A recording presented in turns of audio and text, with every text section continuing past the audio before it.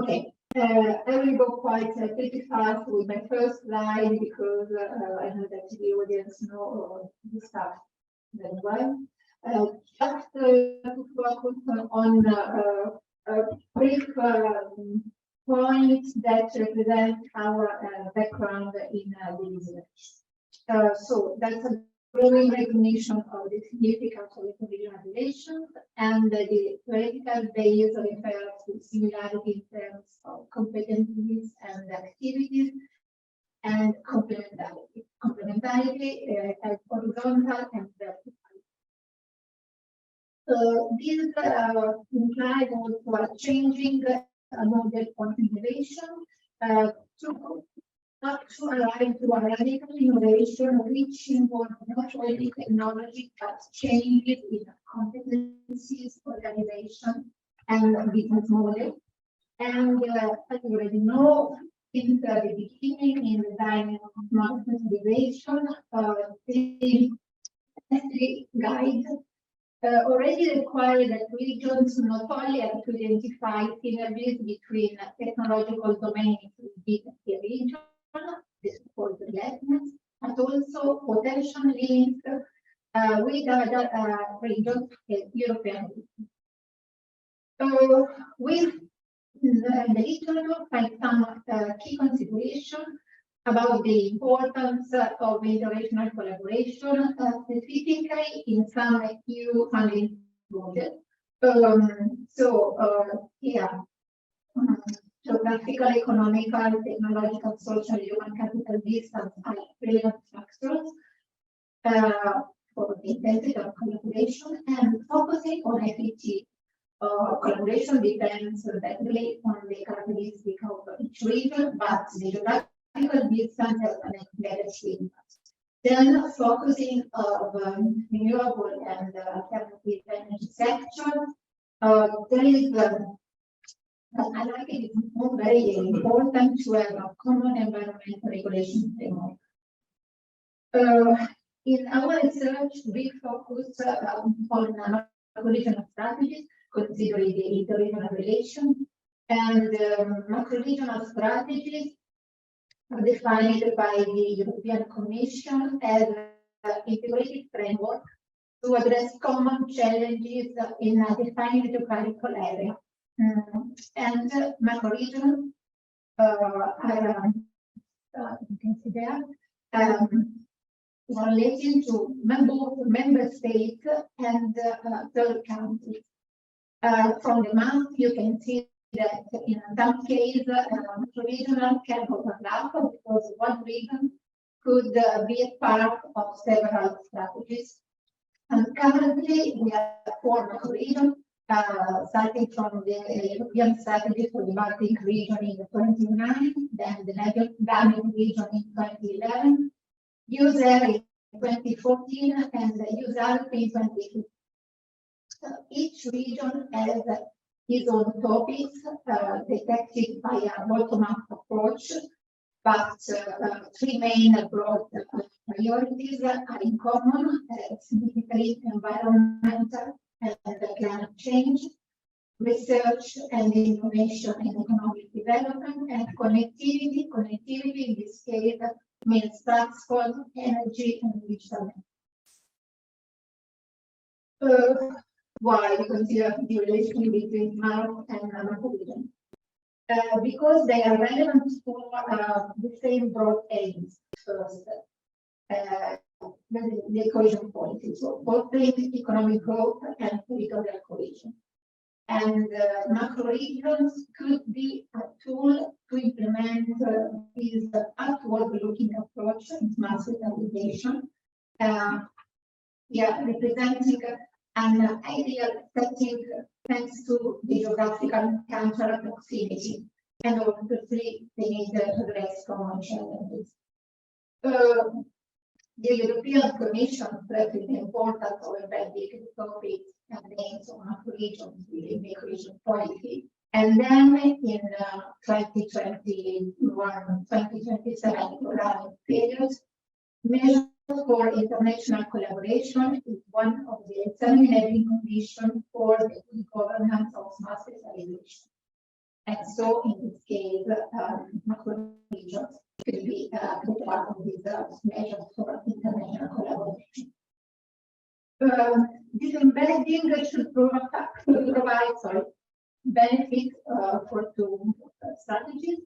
For macro regions, the overlapping helps to overcome the absence of specific program and funds.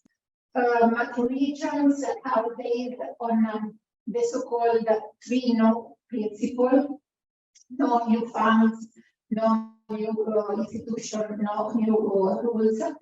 And in this case, cohesion represents one of the main instruments for achieving macroeconomic goals.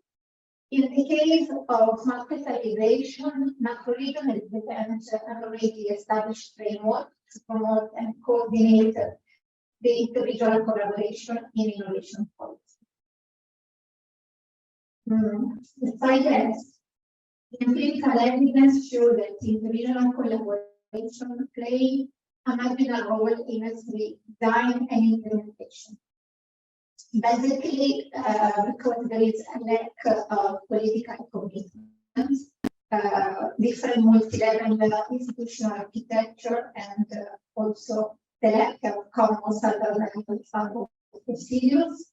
And in fact, the cohesion policy, the structural funds and the both do not facilitate the allocation of resources to interregional.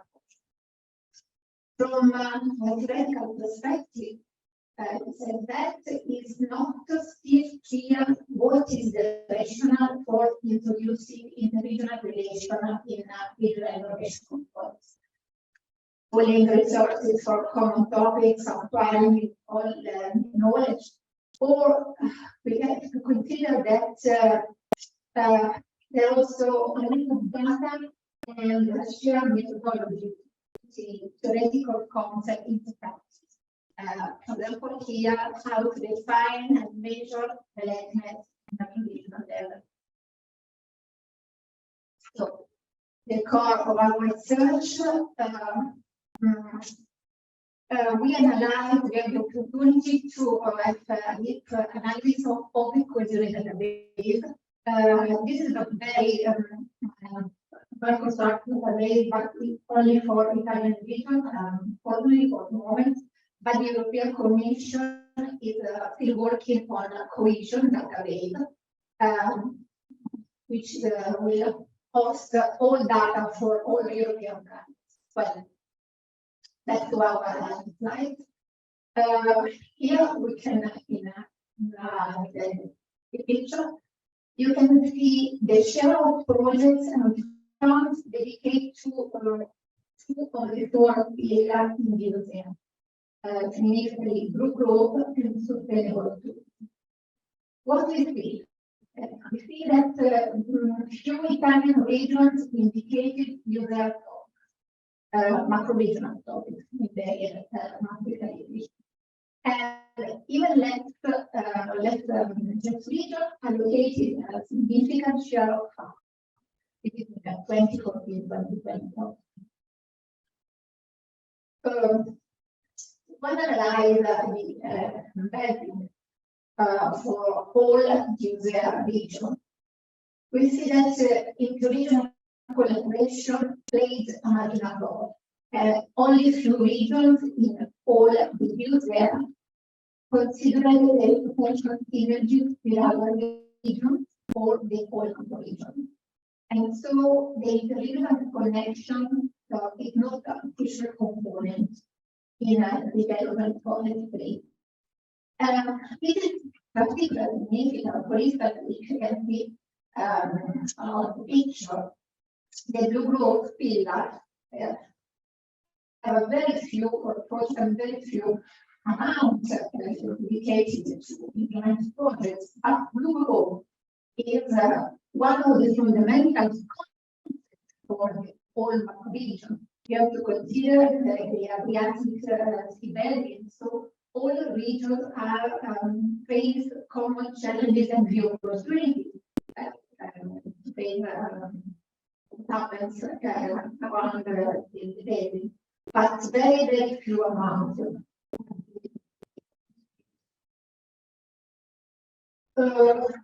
Analyzing the market segregation document for all the regions in Italy for the 2022-2027 programming period, we try to compare what have changed. And first, we compare the number of selected priority. One of the principles of the mass digitalization, but no, is to identify the selected items. We can see that in general there is a continuity in identifying priorities. The regions increase number and scope, and here is a few attention to active measure for interregional collaboration. From the picture, you can see the example of Bolzano. Bolzano is a province considered as an absolute region. And Bolzano decreased the number of investment priorities, but they completely changed the priority setting. And so, what does it mean? It was only a new vocabulary or a new approach. Because we realize that there is an evident shift from systemic perspective within regions. And for instance, look from specialization to ecosystem to a systemic logic, just a temporal of some regions there. And this reinforcing between sector inside the region, but not at the interregional level. And first consideration could be that S3 was born as transformative approach, but now it seems to shift to be a transition one. And okay, my slide, last one. That's lead us to not the conclusion, but to have some balance that implies also some political commitment. First, marketization of regional information policy in general has been continued to increase competitiveness and innovative capacity, and the theoretical basis was the relative variety, but they were designed and implemented in a very different context. The pandemic, the green transition, geopolitical situation, move towards a more inclusive system logic.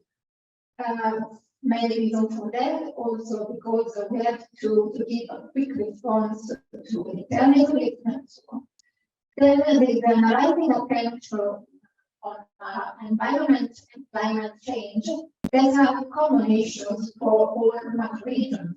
And so with a report strategies.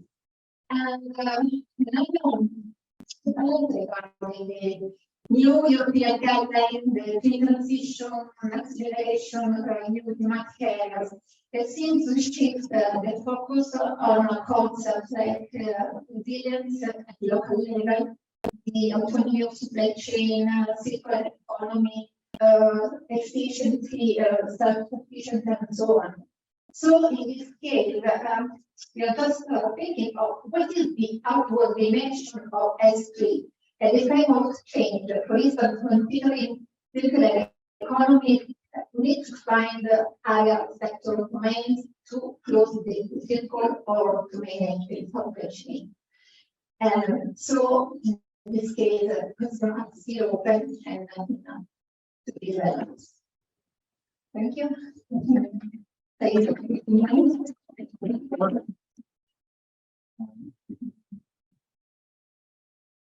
Is working? Right. All right. Thanks very much. Thank you.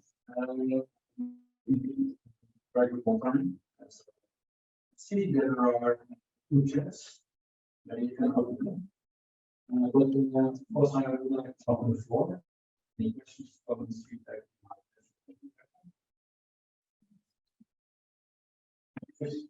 Really remind this. Thank you, Presley, for the interesting work and presentation. I was wondering about the connection with the urban funding scheme. But as you said, it's true there's a lack in terms of interconnections, but might be because the regions feel that this is something regional and local, as was said in the last slide, while the intercreation is connected to other sensitive and connected farming to the in their regions, so like agro or indirect and connected programs. Have you explored that? Yes, we explore, but not when, okay. For each macro-region, there is an interest. Two different things, because for instance, macro-region could be collect funds from several sources, starting from regional level, mean national, and then local level. Adrian, the Internet program is one of the sources, but if you consider what the transformative logic in finance is, maybe Internet is not the right side dimension of project. Internet is a useful tool to implement relation and what they call the soft law. So to establish common procedure, that's is a right.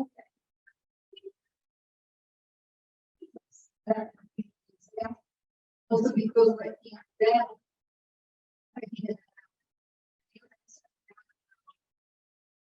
many non-EU countries or that kind of region.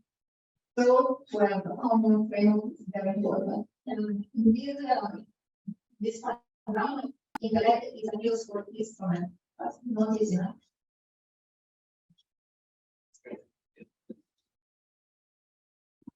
Thank you. My name is Norman. So, it's evident in all agree about all the time that if there is some, there are several reasons behind it. Just like this street.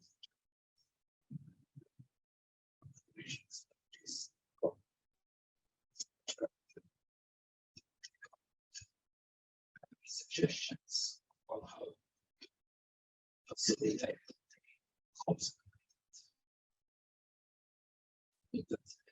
these strategies, and they keep context.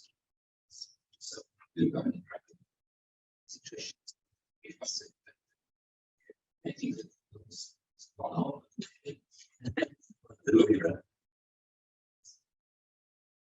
Thank you for the question. I don't have positive response, even because our research is one of the first attempts to analyze, as they mentioned before, independently, what we are still lacking.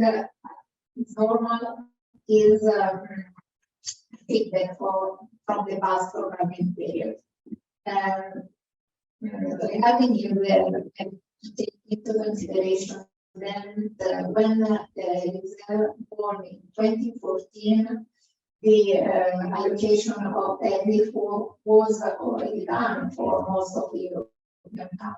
So what is important now is the alignment, but also to stretch each kind of alignment territorial needs at the moment. What we see that in this bottom-up approach, this stakeholders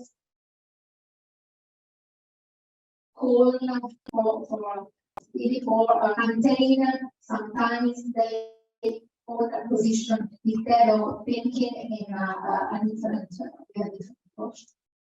And in the context of this there are a lot of this so-called correlation. So for us, the first difficult is to establish good relations, good range data, and then to develop such a common ground to work together.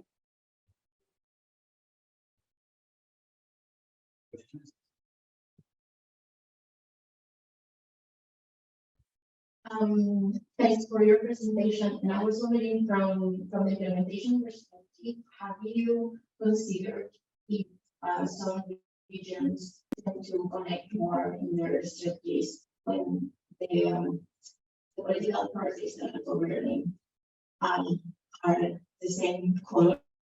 Was I wondering if that's the thing, you know, if there's a constitutional connection, obviously, at the regional government or subnational level, but also we see that the political parties act as a transversal way, and maybe they do connect to the party. And just wondering. We did not.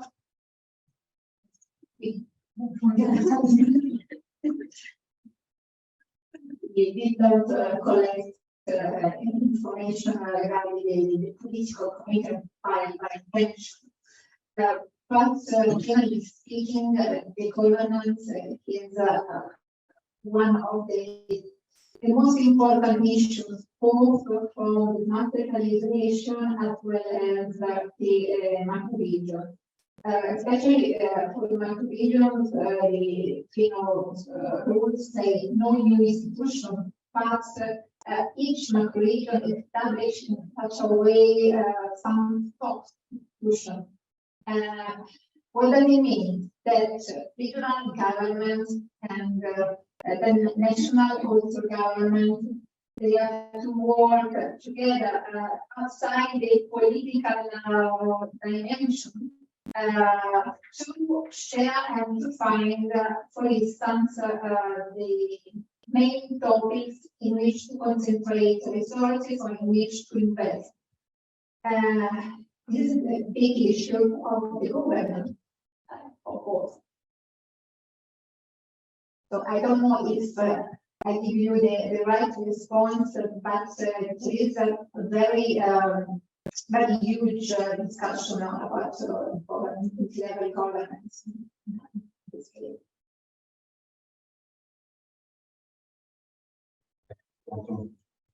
This one will be one comments, I mean, as we move on. You're talking about the need to incorporate into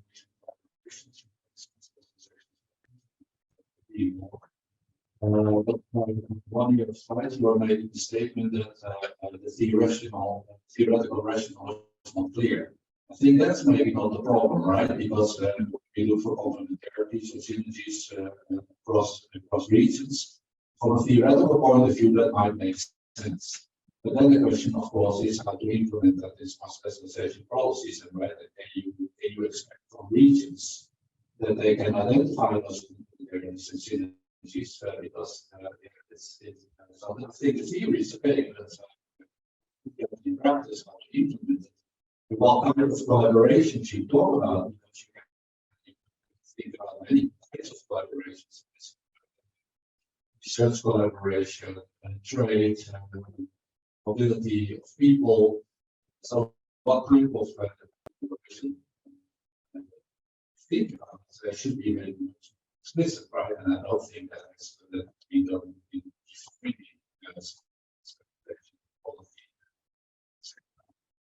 so there are a few issues that need to be addressed before it can be fully implemented.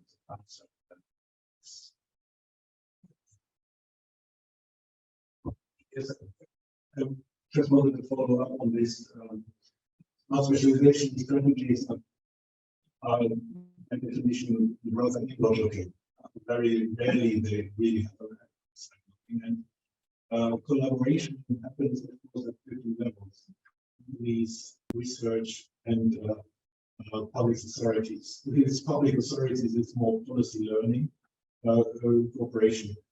The committee and the JRC have committed to region, and the JRC has started a pilot action on partnerships for regional innovation to give smart specialization strategies a directionality, so that it is not just about how to manage the region, but also how to achieve joint goals.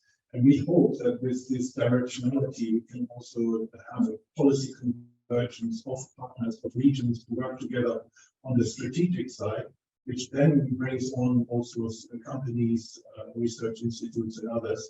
And of course, we hope that this could also be a general instrument for EU policies to support this, because at the moment we have very fragmented instruments to support cooperation, and the biggest burden at the moment is the bureaucracy with it. We talk about small amounts of money, and anybody who's doing it has a very high pain threshold, because the instruments are not really designed for cooperation. The instruments are designed to zero error rates and things like this, and that doesn't have. So the directionality and a more unified approach of simplifying cooperation tools of the European Union, that is certainly what we see from the region.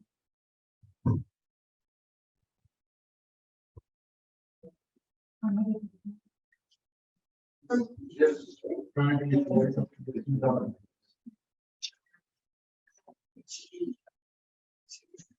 So, from the perspective of the Commission, what we have tried to do with the new period that is supposed to start, or it's supposed to have started already, is to ask for more mainstreaming cooperation in the main bulk of policy, and also in a clearer way with what sources of funding, because this is one of the things that is also impeding, let's say, on further cooperation, whether it is S3 or other areas.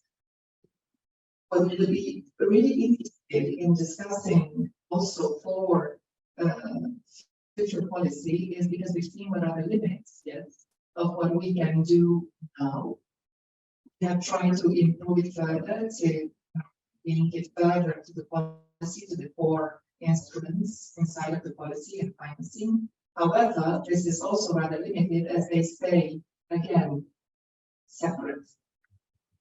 The idea, and what we're really interested would be for the next, and for this round of reflection, is to have concrete ideas and proposals how to mainstream that in a more efficient way inside of the policy, whether it's S3 or any other topics, because ideally that would be where we should be.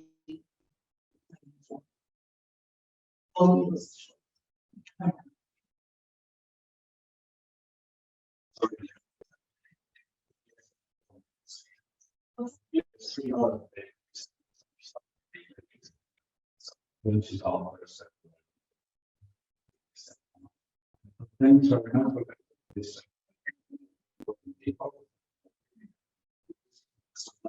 The next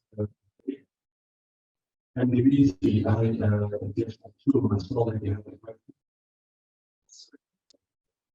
We have noticed that is okay, so please move to the next slide.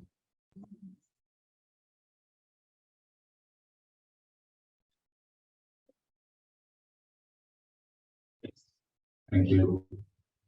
All right. This is the question for you, right? No.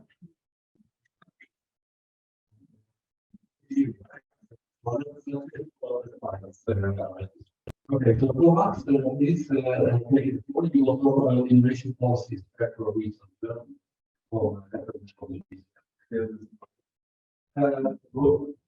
Well, this one is working, so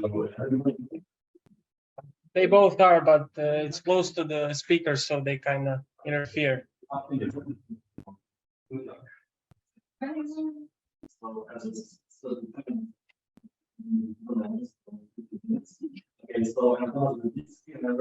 Microphone, please. So this one. Yeah. 1 second.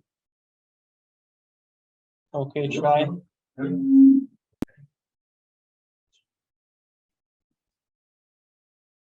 Representative of Copenhagen University in Dortmund, and today I would like to present you part of my research, which is related to my PhD thesis, successful independence this year and next year. So, innovation potential as a factor of regional development and then.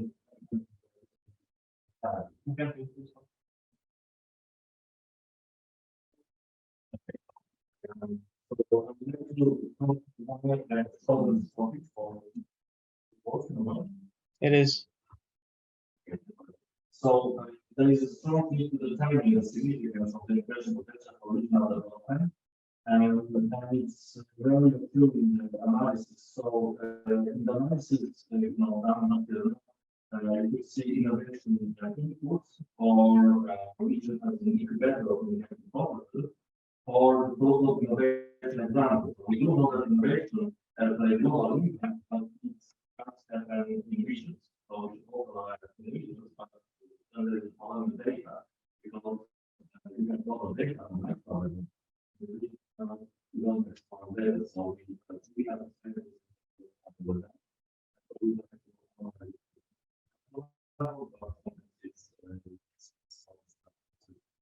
So, I think having the situation of international for example, taking place over time. And also to determine the impact of the investigation on the development of the regions, the economic development. And for that reason, I set two hypotheses. First one, we say that group and regions are in terms of the level of innovation. And then the second one is that the increase in the level of innovation in the region has a positive effect on their economic development. Let's see the scope. So I took the regions from 2013 methodology because from 2016 on we do have this division when it comes to Warsaw and then also the Budapest region. So then we got like 2 regions more and we don't have the data for the past. So that's another metric model just into the data to have data. So there are 35 regions, and here you can see the data that I took for analysis. So after some statistical discrimination of the data, using the coefficient of variation and also the fusion correction coefficient, I visualize the measure of of participation rate in education and training, and then also intra-work R&D expenditure, community design, application, employment, medium higher manufacturing, and also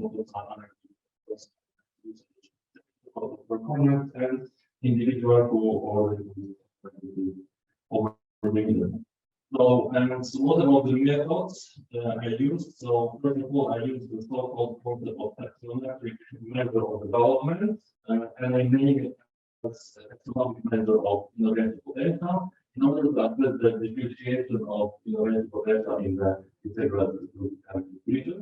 Then I applied local moral statistics just to check whether the geographical location of the region affects its level of potential. And last but not least, I used case study, which I don't have time to present today. And then what about the model itself? So, first of all, I applied the absolute convergence models currently for the single measure for and the capital in order to find the of the differentiation of the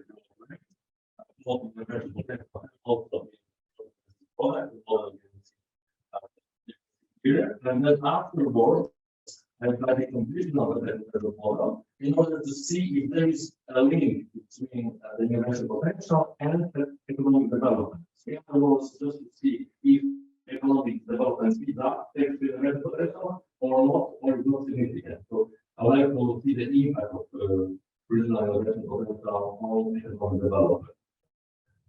So here you can see the result when it comes to innovation potential. So in year 2008, 2011, 2014, 2017, and we looked out of that more in see some observations. Like we do have the outlier hotspot. So those regions that absorb the innovation from the regions neighboring them. So like the capital region in 2008, 2014 and 2017. So then you can see that this region has the highest level of innovation potential, while the regions neighboring this region they have low level of potential. And the same for Małopolskie, where it was achieved in 2017. When you can see also this of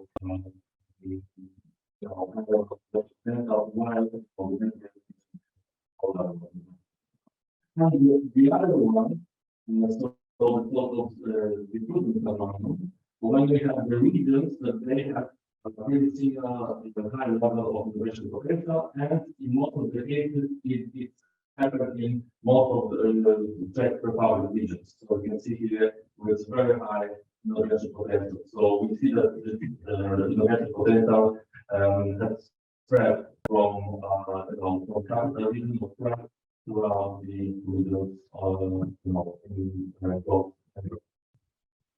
And what about the rates, the growth rates of the innovation potential and the regions? So we see here that that's what we want to expect. So we just see that also at the level of regions get also innovation potential, the growth rate was higher. So we see that for the poor innovation potential, the growth rate throughout the years and last years were high. So we could see that those kind of programs, but we have then the data. So here we have the conversion of GDP per capita, and the speed of conversion is 30 groups. So if you divide this one by 3, then you get 0.83. So the speed of conversion is 0.83 when it comes to only the capital of economic development, and the time to reduce disparities by half is actually 84 years because we have to divide it by 3. What about the model that applied potential? So there is basically get much higher speed of conversion, which in this case is 17.91 if you divide it by 3, and then the time to reduce the disparity by half is actually 3.9 because we divided by 3. So much higher speed of convergence, much higher speed when it comes to reducing disparity. When the model in this model, the so-called linear regression now.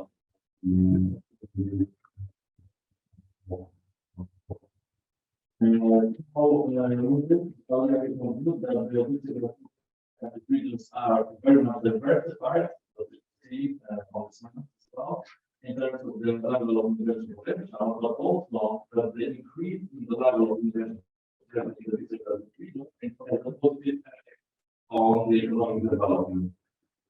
And so, what are the next conclusions and then possible discussions for the future? So then, first of all, for the presence of the two outlier hotspots with relatively high some measure of innovation potential, low. Then you see the potential clusters, so neighboring regions with very high innovation potential.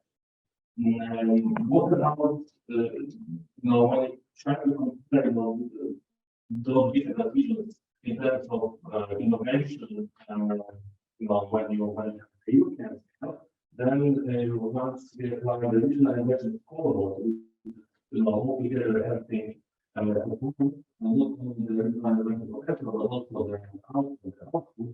So this shows that really that the region which is the most with a high value of innovation potential, so in this case, region, it's on average region when it comes to the east. So the most innovative region out of which group regions 35 is just in the middle of your regions. So it's very close to the EU average. So the work is still to be done by all these regions, that to not only be the most innovative, but just to at least catch up with the EU average that only Then the capital city regions, then we have development potential in the country.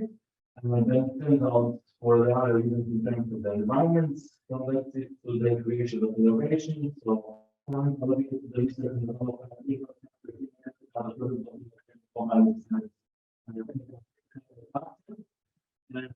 then we also see the so-called take-up effect. So then what you could see the increase in the value of technological of more development and also after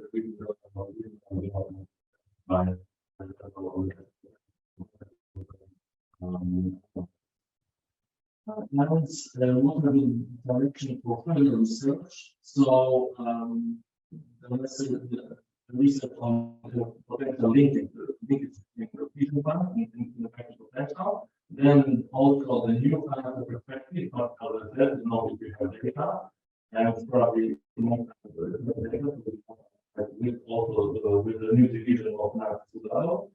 And so including also the original work or that's also the impact of COVID-19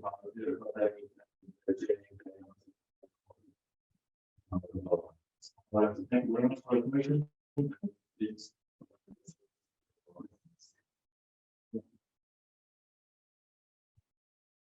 All right, thanks very much. Like you with the big degree. Okay. Any questions?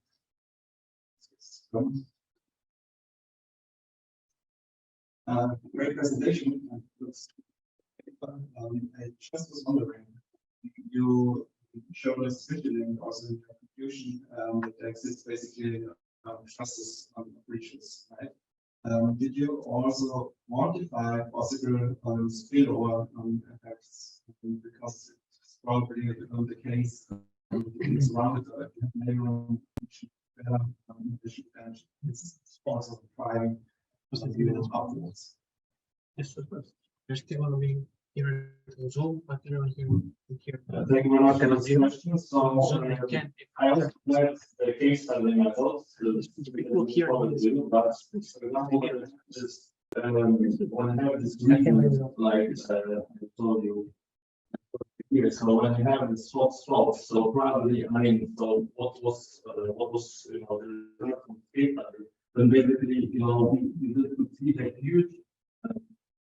Okay. So you can see the capital, you know, outflow from those regions to the capital regions. So they were probably sleeping here, but they are working in the capital regions. Just, you know, just to sort of,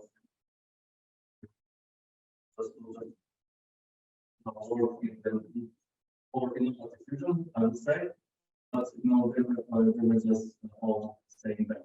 So basically, it's very hard to predict what will be the total, you know, spillover effect when it comes to specific territories. Because remember here we also have the neighboring regions which are here also like very much more regions which are Germany and Austria.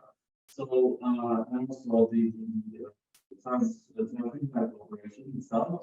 So we also could see some examples like you know this where they can also tend to sleep in this sort of region, but they commute to work to from Germany. So we do have also the problems with outflows.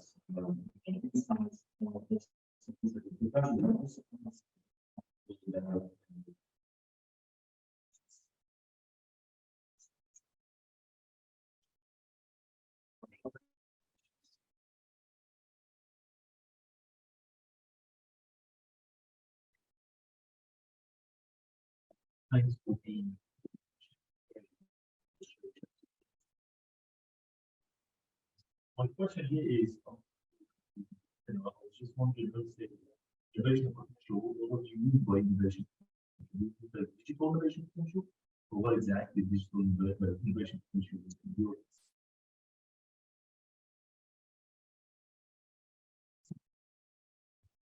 Thank you very much for this question. From the beginning, I mentioned that I would like to see the region, the regional incubator for creative innovation. So the so-called innovation input, or in other words, innovation examples, not exposed. So with all the factors influence most innovation. So as I said, here are just all the possible type of so here you have the variables and for the experience, then I just show the one that you can see here. So that's again, I just show those many and you mentioned I'm related to specific digital innovation, but then again, there's not the data on the regional level. So I would wish to analyze, different sort of kind of innovation on the regional level, but then if we don't get like 2 or 3 indicators, then the model will not be probably in our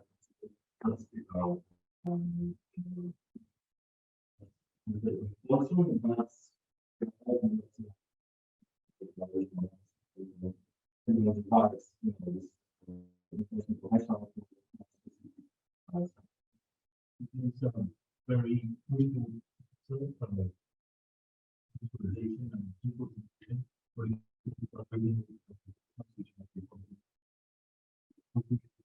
actually have some evidence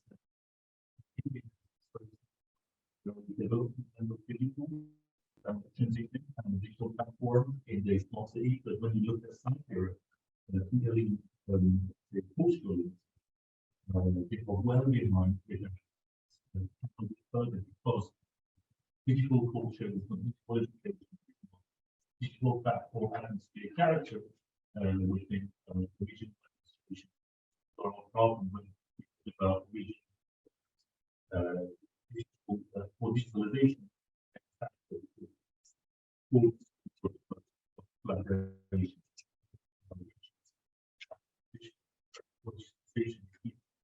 There's also opportunities to have these sort of engagements. So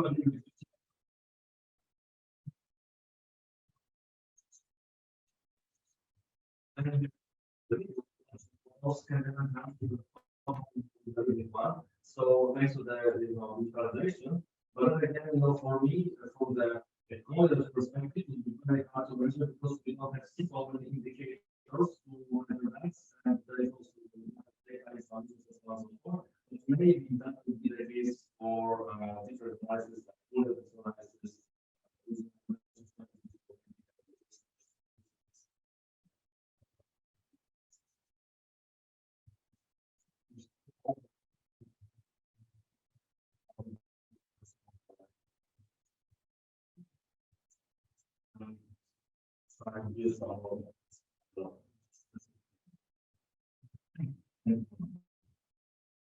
One more final question.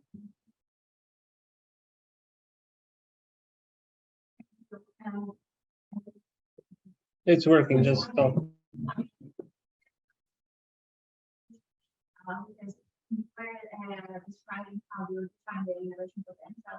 For me, it's very connected to the definition of innovation ecosystem and the level of demonstrative. And I was wondering when you indicators and measures, what considering also the overall definition of innovation systems or even the European innovation scorecard, so there was like different sections and so that and usually the lack of data here is the problem because most international organizations do how they have the national level, but for example in the European innovation scorecard you have people at that level and even if you consider the sustainable development goals indicators that they are using this at least from my perspective, it's very interesting to connect innovation potential with sustainable development goals, not only connected to climate, but also like the imperative ones.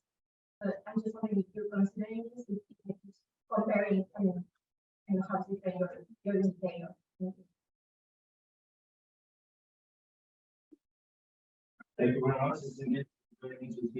understand that's maybe to compare not with economic growth strictly, but just to understand that development goals. But when it comes to the data, I've spoken to people so the community innovation center, right? So this is opting for. But then again, no, it's not reply from the US that it's not opting for all the kinds of development for the region. One thing. And also that is used in the quick time working forward. So then again, data, from the scratch, so that's why to verbal analytics. So for me, it would be much easier if I have more access to the data, but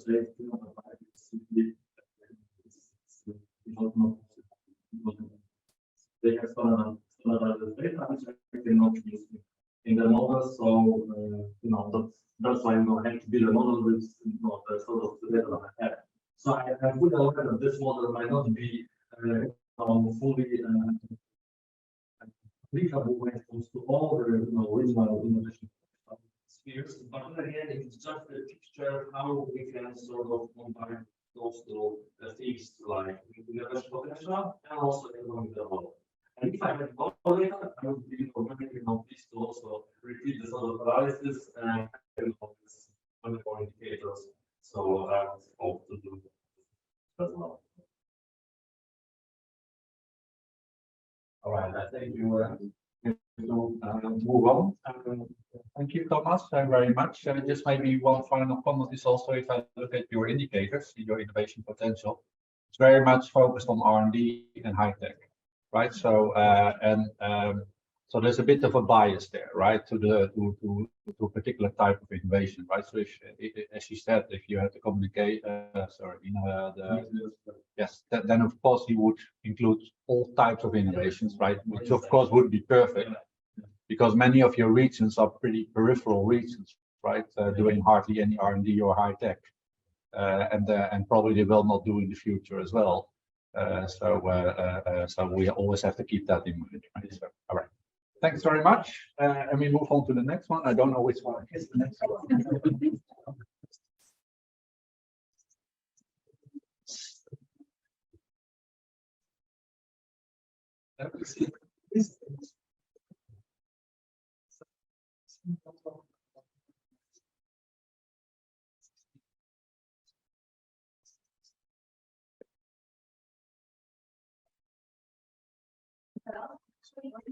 And the Beatrice from my colleague from UT and so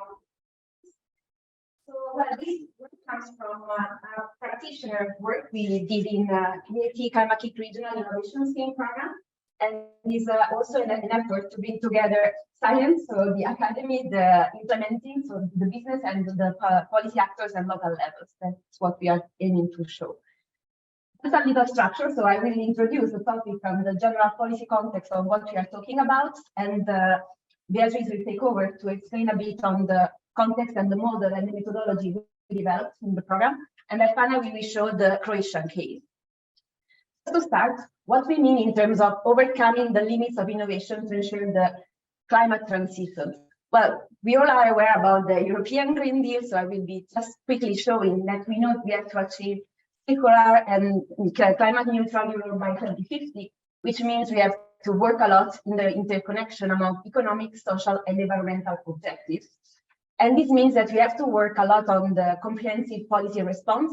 And as we heard this morning extensively already, an intense multi-level coordination, which will tackle European, national, regional, and local levels.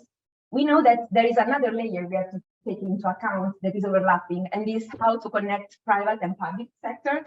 And finally, how we can make a stronger integration between the knowledge triangle actors, meaning bringing together academy, policy, and business, but as well the civil society. So that's the context where we started from, and where we know there's a lot of literature and extensive research about.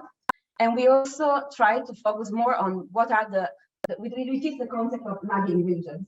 Why? Because, well, we all are knowing here probably in the room about the lagging regions, meaning those regions that are facing issues in terms of being low income, low growth, and being in development trap. So they are not making it to to catch up, so to be in the cohesion with the other countries in Europe.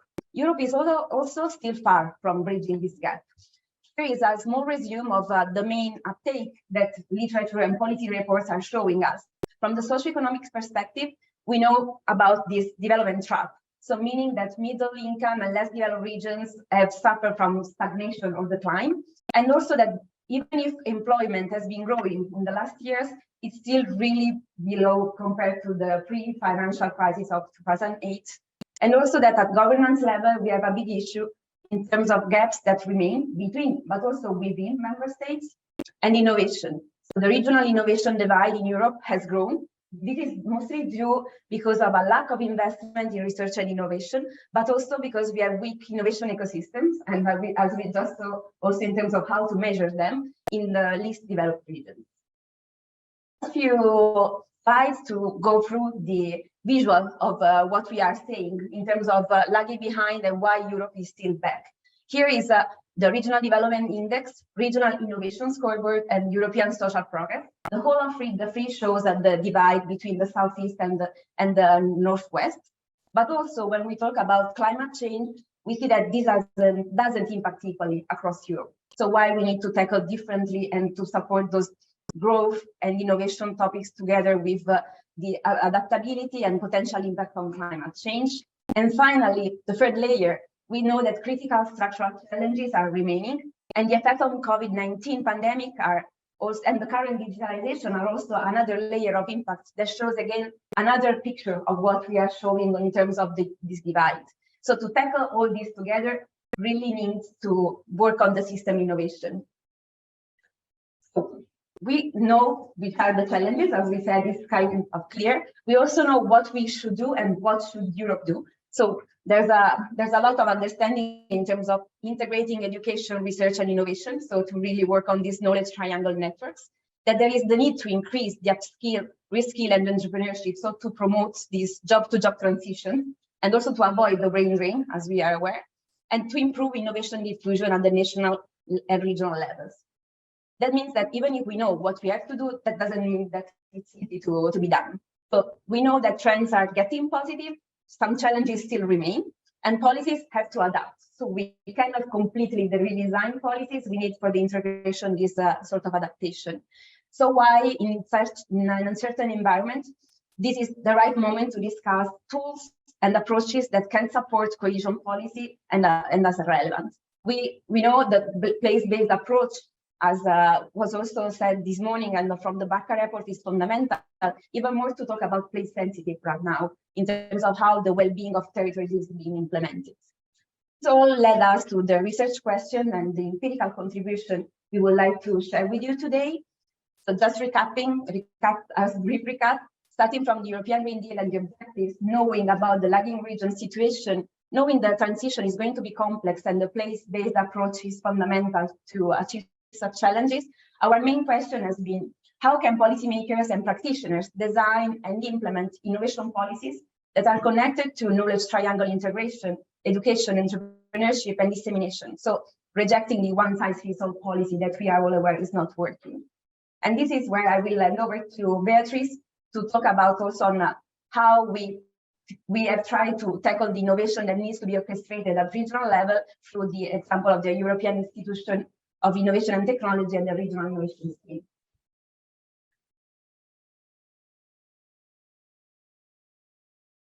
Thanks, Annalisa. So basically, these are the three layers that are going to continue the structure of the presentation.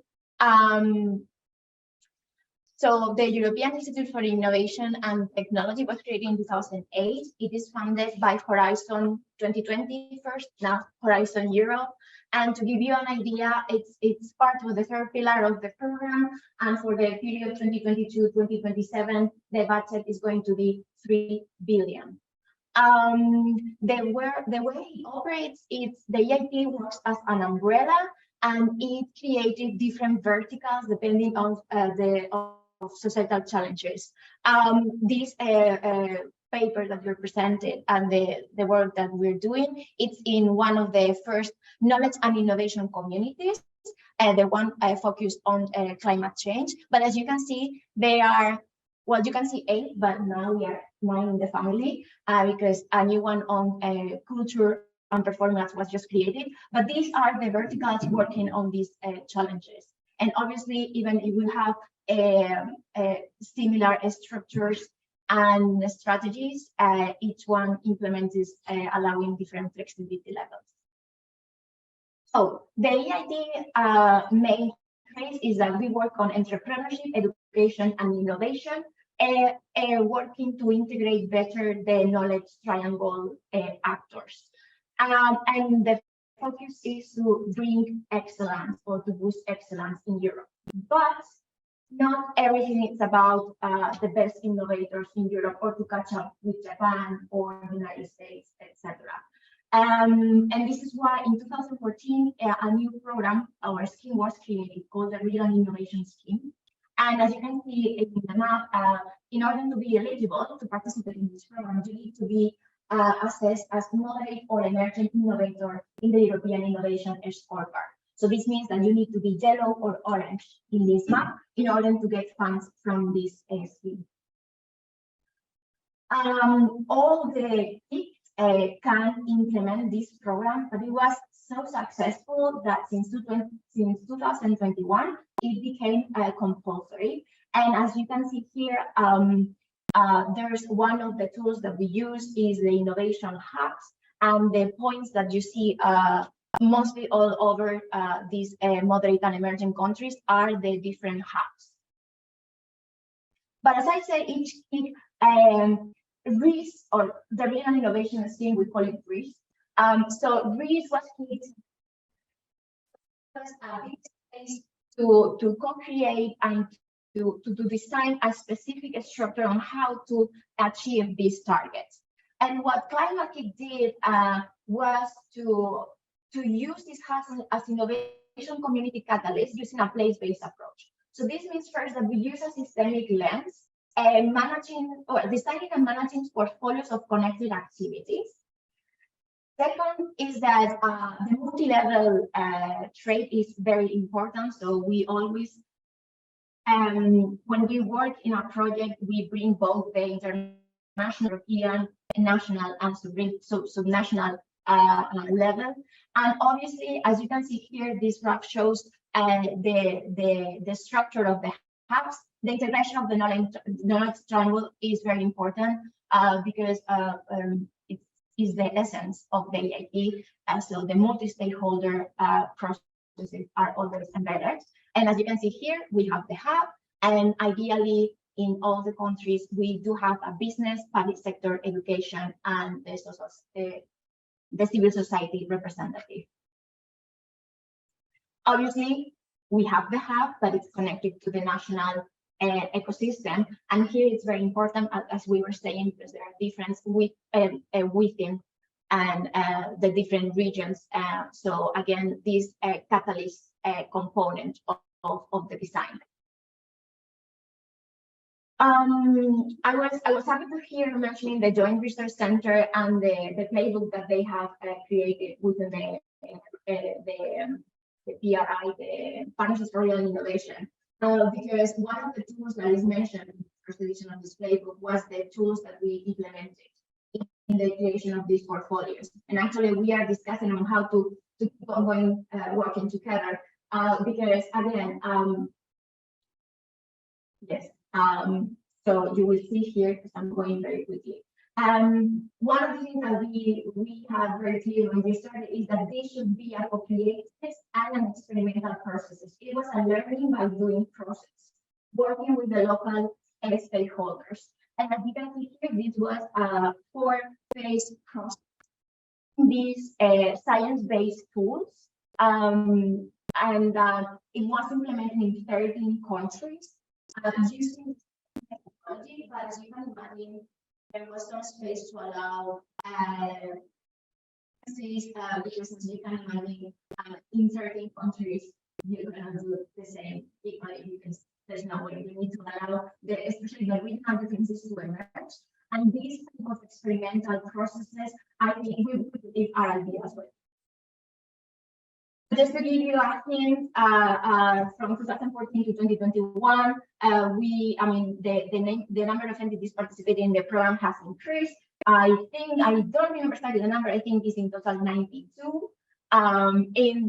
We distinguish because we mostly distinguish between Central and Eastern Europe, Southern and the Western Balkans.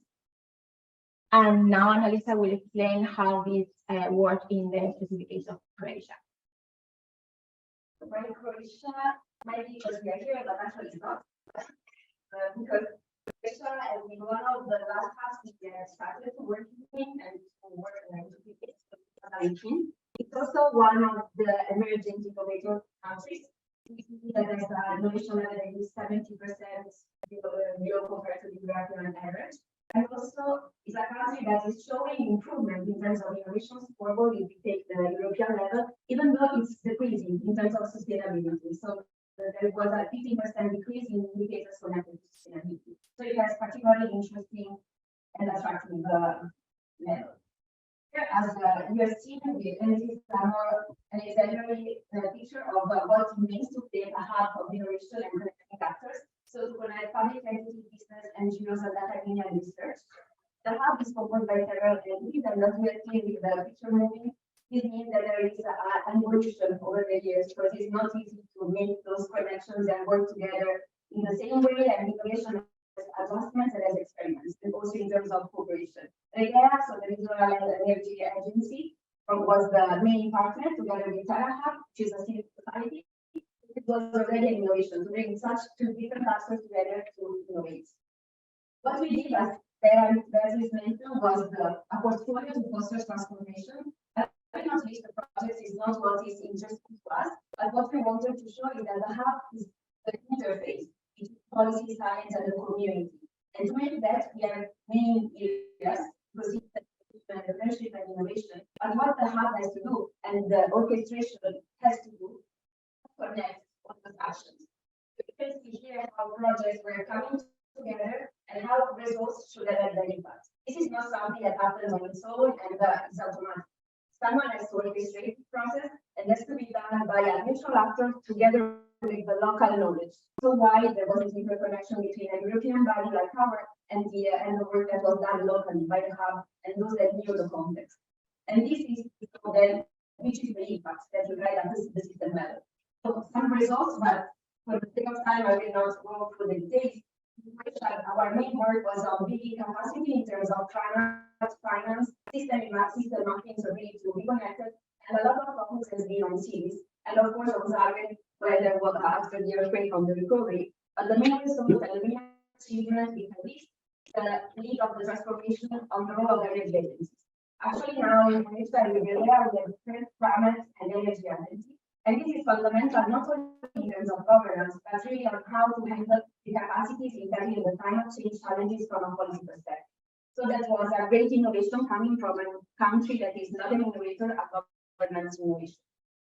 And then because of course we the challenges, it's mostly how to deal with some model like DAT in terms of academic experiment. Of course, something are going to expire, from the start. But how to make this sustainable is always a challenge. Why? Mostly because we have to ensure stability of the ecosystem. And there are no starting for that. We always say if you need to connect innovation and the structural funds, so the cohesion policy, ecosystem is something that is fundamental, but doesn't have clear funding and cannot be financial sustainability in terms of businesses. This has to be driven by policy and by governance.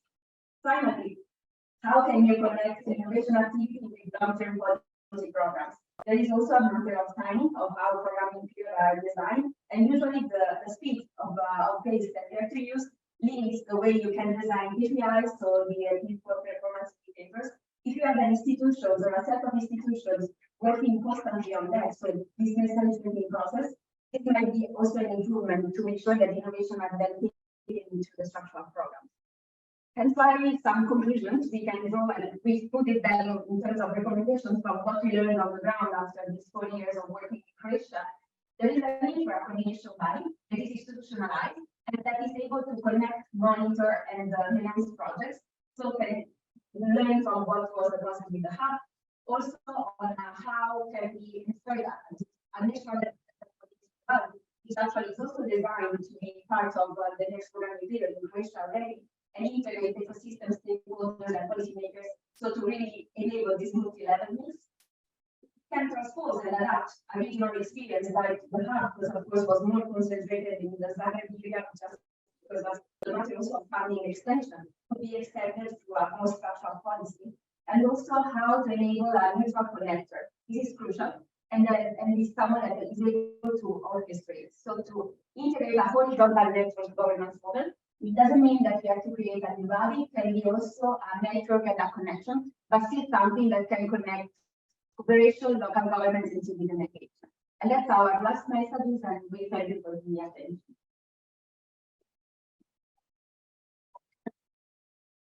All right, thank you very much.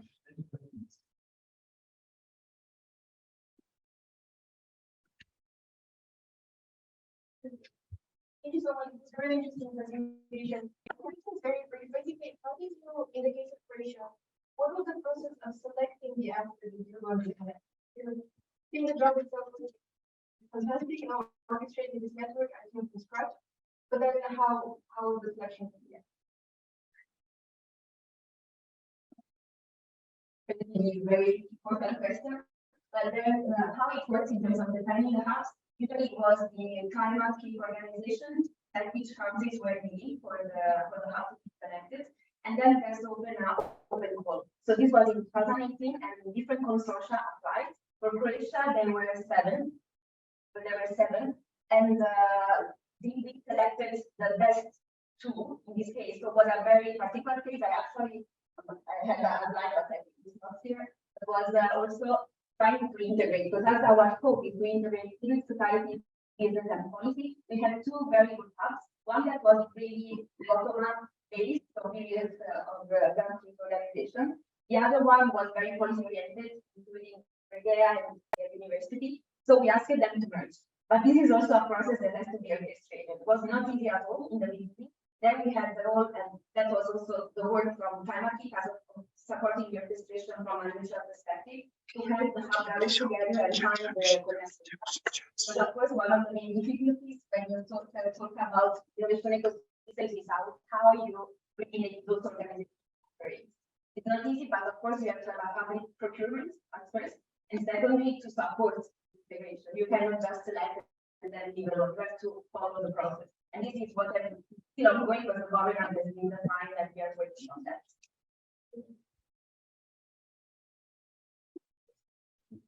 I can move people and close it. Yeah, first of all, thanks for the very interesting presentation. My question is, what is the link to the smart specialization strategy in Croatia? Because you say institutionalization, strategic alignment, long-term funding, but isn't that what the smart specialization strategy is all about? So where is the link? What is, how do you see, how is it working, and how do you see it in the future? Okay. Okay, also our representative from the Alps. No, but from the more general perspective, thank you for the question, was actually the work on this program has mostly been based on specialization strategy. So also one of the main work that was to say which are the priorities that are being and how the hub and the innovation can complement things. So this was a theoretical framework, and we had supervision by Dominic Lek, that has been one of the main advisors of the program. And all the projects that we have been implementing. So that indeed there was fundamental connection. Then in the practical terms, there were a lot of difficulties, even if it's quite hard to make this kind of innovation. Maybe I leave you and go as we're in the ground. So you kind of so basically make the bottom up, because they are looking at the sales function in this case. And they were very much often covered by the receptors being so they're not sitting around the table in that case. So what we did is that, as it's shown on the slide, is that we were kind of helping them and connecting the entire knowledge transfer of this one license hub. So we were basically their voice and the was being adjusted. You see the best.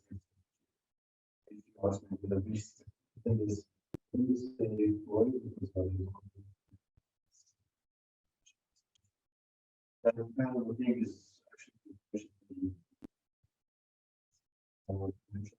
the problem. The problem, there's a huge gap in the thing. What's the gap in the terms of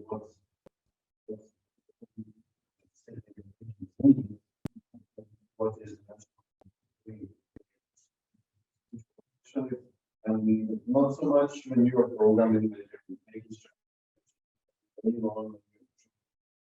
most projects that do something, then it's very visible that some things are just not planned, either, isn't going to be fine properly, but it cannot be executed, so there is a huge gap.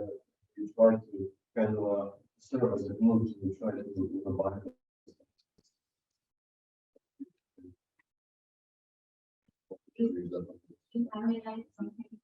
Sure, please. You see the management and the AP to the risk program for the next period. Smart specialization funding is our main KPIs because it's a regional program. The issue is that not only climate, but all the kids we use the smart strategies to decide where to put the hub, because obviously it needs to be aligned with the needs of the region, the vertical that is working. But I don't know if maybe we can talk later more, because one of the issues that we are having now is that we know that in theory we are supposed to do it, but in practice the results have been very poorly, because when you say one thing is having the strategy, and another thing is when you're implementing these projects, how to connect them. And there we are among friends, so I can say that we are not achieving good enough results. It's very challenging. All right, thank you. Now I have to move on, but I still want to give the floor to Dimitri, because he had already questions before. But Dimitri, I hope you hear me. You had the questions about how to align it to smart specialization strategy, which was the last question, right? So if you still want to add, I give you the floor. So please come in. Yes, can you hear me? Yes, we can. Yeah. So thank you very much, Ron, for giving me the floor. I know we are out of time, and thank you for giving me this opportunity. I would like to thank the speaker so far, but very much I would like to support what Thomas has just asked about the link between the EIT risk scheme and the smart specialization, because we understand all that the EIT risk scheme is very much top-down. It's very useful. But then we need to find ways to make it more visible, first of all, and I think very much more functional at the level of the regions. So the whole session is entitled Synergies. So far, I have heard, I would say, rather little about synergies, although we all know it's a very important topic and very crucial for the future, because as we keep adding funding sources and funding, I would say, initiatives, people at the level of the regions are completely baffled, and sometimes they are not even consulted, as it is the case, for example, in most cases with the recovery and resilience facility. So I think we need to display more openness in all these schemes towards local initiatives, and make this also more visible so that initiatives can be more meaningful. Thank you very much. Okay, thank you. I consider that as a comment, right? So I think also because of the time we have to move on. Thank you, Dimitri, for sharing that. And then we go to the last presentation, not least, of course, and we are running a bit out of time, but that is because we have a technical problem, right? It's 20 minutes away from us. But I would like to introduce Thomas, and Thomas,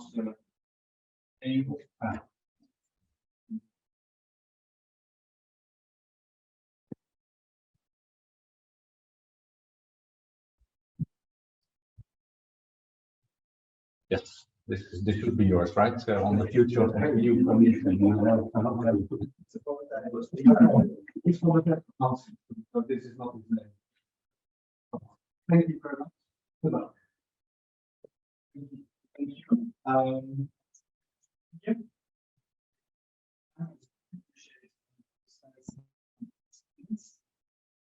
I promise I'll be brief, but I hope to deliver our main results here on future view cohesion.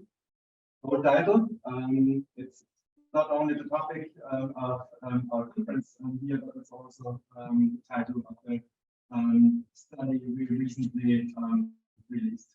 What is we? It's we together with UNID, International Economic so it's about the effects of decisions on disparities across European regions.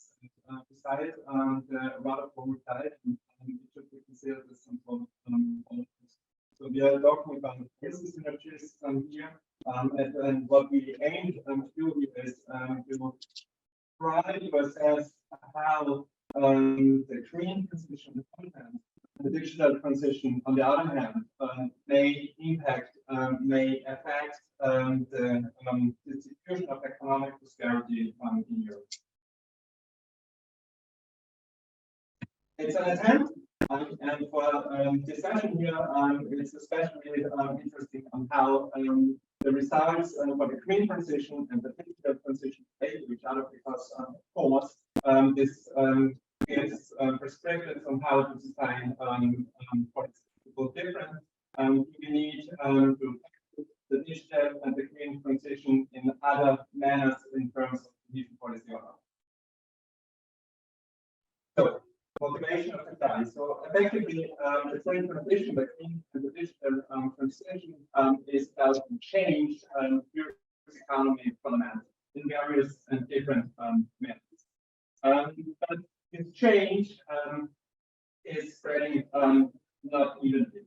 Some regions are more affected than others. Some will maybe benefit from the green transition or the digital transition, others will lose from it, and vice versa. And what we already now in different aspects, in different data sources, in different manners, that regions are differently prepared today already for what's coming and what's next already. And there's different levels of preparedness, so we say. So if I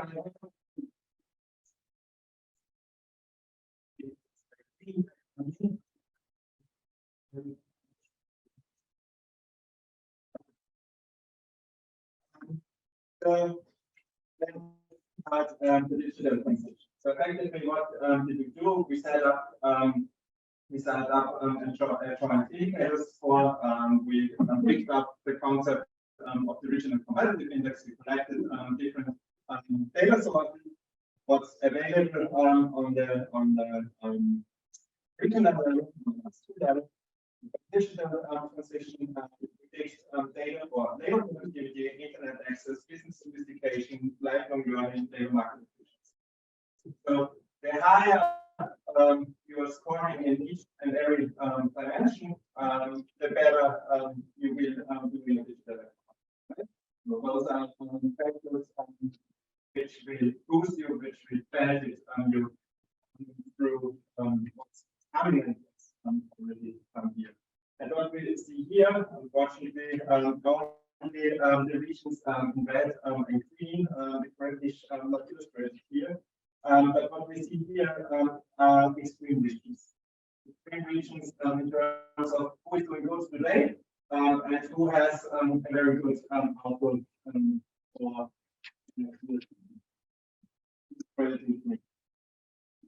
same holds true for the red colored regions. Who is struggling already today and who has low level of key factors, meaning that digital transition will be even more problematic than for other regions. So you see it here in red. What we see in general, some European regions at least of the EU, more the digital transition than others. the regions more than the benefit at the core, Italy, Turkey, business aspects, maybe Barcelona, Scandinavia. Can we decide for the presentation? We give here a selection of key factors which should illustrate how big the challenges are ahead for each and every region. We have growth regions. So firstly, we have greenhouse gas intensity, we have CO2 intensity, we have the cost of housing consumption and so on. And we did the very same thing with one difference. The smaller each and every of your key factor is, the better you are prepared. So if you have a low number of procreators, if you have already a low level of greenhouse gas intensity, CO2 intensity, and a low level of housing, you will do better, or you're more likely to do better in the green economy than others. And we calculated an index, and showing indicators for each and every two region. Again, in red and green regions more or less prepared or with different with better or adverse outcome conditional on value. So essentially in the south view we find again regions who are slightly today and it will strive even more in a green economy and some regions in the eastern Europe. And we find again that regions that in the core of Europe, Italy, Germany, and so on, are more likely to find an already good position now and are more likely to benefit even. What does this mean in terms of policy synergies?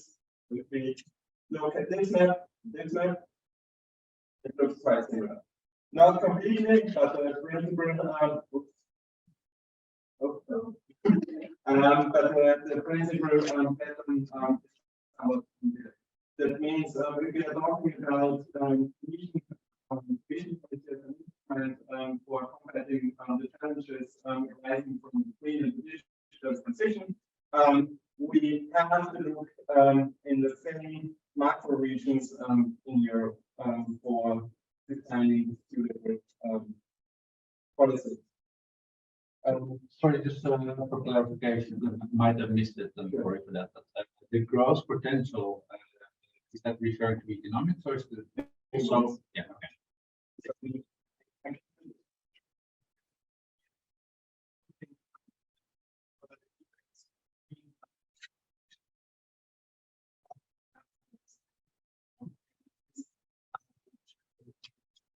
The usual macroeconomic suspects, using basically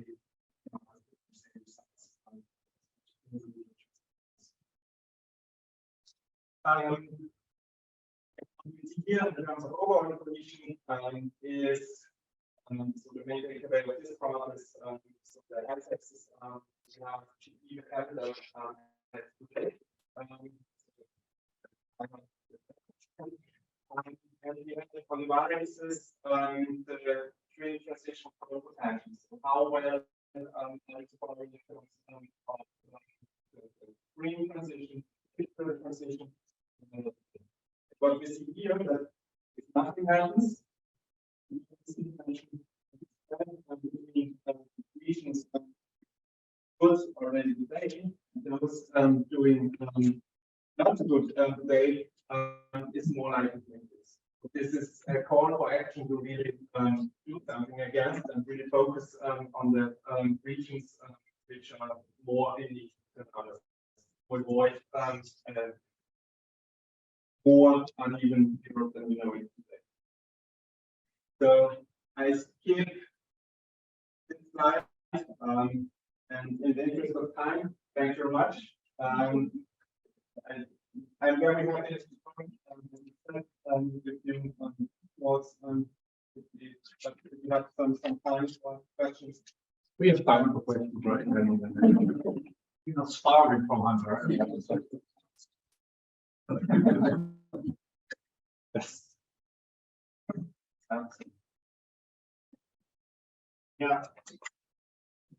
First of all, thanks for this model, which of course gives a clear hint that the digital and green transition is particularly a challenge for regions. And the whole debate in digital transition is very much driven by big cities right now. We have a very strong vocal big cities debate about clean transport and so forth. But the regional dimension where the cars are produced or not anymore produced, or the chemical parks are challenged to have their energy supply in the future so that the real industrial transition doesn't take place in the big cities. So how do you see that? How is there in your perception of where are the challenges and where is the debate? Because that one is also very vocal in its studies. What was the aim of the study in that context? So, well,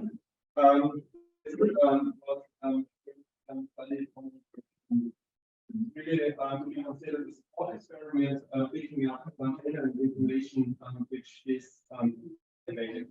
I totally agree with you. So we are not as a debate. It's a lot about cities, and we know that, for example, as you mentioned, the car usage, for example, is the lowest in the cities. The proportion of heavy industries, a lot of CO2 emissions, is the lowest in the cities. It's usually the lowest. So the real challenge is definitely not in the big cities. It's more in the rural countries where we also have bigger questions on finding solutions. What to do in order to replace cars? What to do in order to green the industry where then there is no alternative for service sector jobs. And it's also a question in between West and East Europe, where you have different challenges with, for example, in Eastern Europe, having production industry with a lot with high level of CO2 intensity. So the challenge is also even higher if you look in different regions. All this is things, all these aspects are things we want to analyze. We want to look deeper into it. This should be our target. Other questions?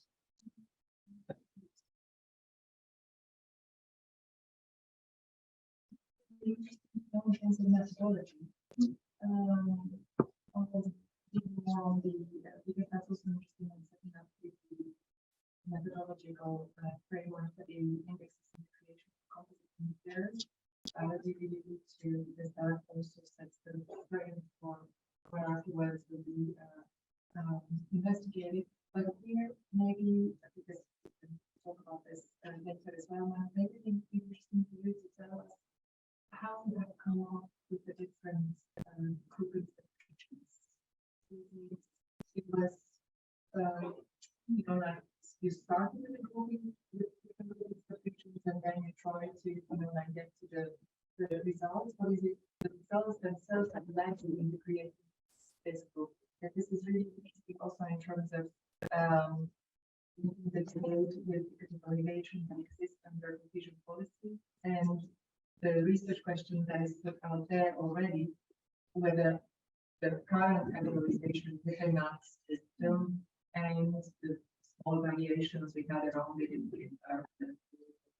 the still sufficient to apprehend the complexity of what is going on at the territorial level, and whether the policy is really equipped to deal with more than just mass tools. Thank you for this excellent questions all in terms of methodology. I got the easiest question to answer. here, effectively, we applied the variant of the region competitive index very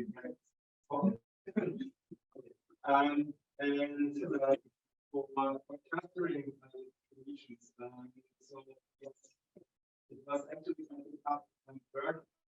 That we have to really give some grasp on what are these regions. Effectively, we really started the appendix study, where we tried to really find similar regions. And we started this step in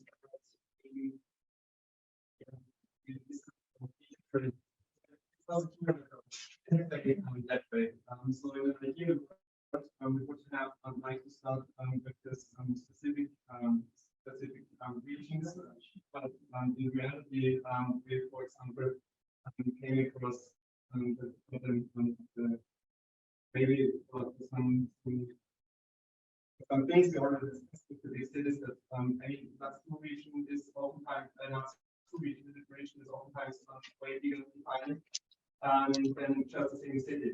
So if you look into a specific class 2 region, you have a city in there, but you have also a lot of surroundings in there, and things may look very different if you look into the city or the rural side of the very same class 2 region. So smaller scale data would be highly appreciated. Yeah, I think also Thomas had the same problem. Class 3, for example, would be nice. You know, civil level would be nice. Is really, really just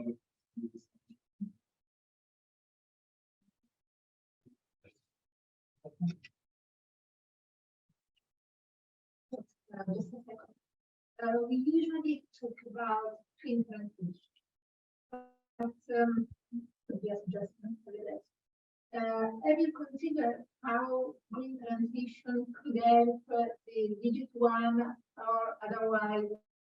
In which measure why if digital transition could help the green transition as well?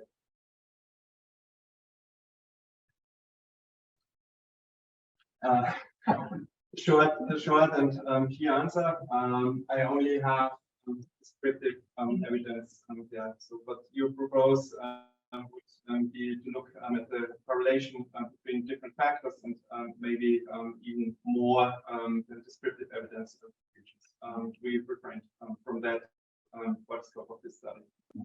Just because there is a debate about for many regions how digital transition could have gone through and the green transition because I agree. So you have definitely. I mean, there are also solutions which need solutions to problems which need basically green and digital solutions in between. So, in my personal perspective, it's the twin transition. That means you have to combine things meaningful. When it's energy consumption, where you can have a green component, but you can also increase efficiency, for example, by using additional digital elements. Yes, I think it should go towards possibly by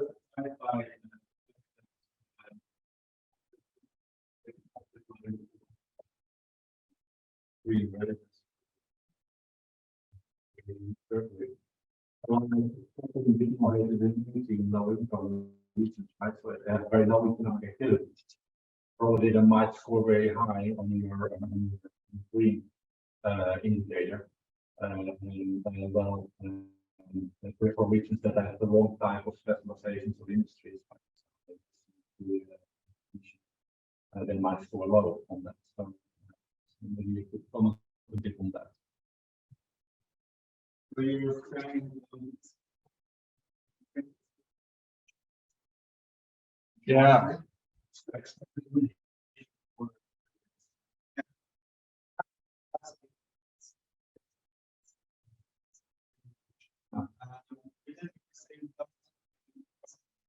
The digital readiness only, so it's also not included in the report.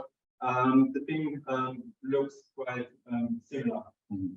So it's more or less the same pattern for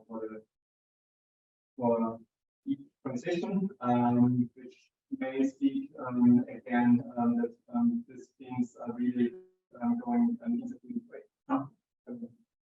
All right. I think we're getting to we now, right? So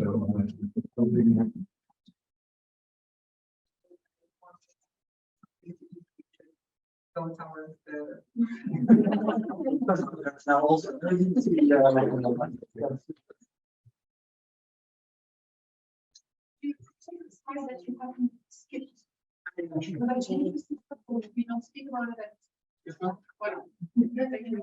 we got some very important information. Yes, okay. Thank you very much, Selma. Thank you for your presentation. Thank you for all the paper presenters, right? So I really enjoyed this session. That was very good. So thanks a lot. And let's go to lunch now.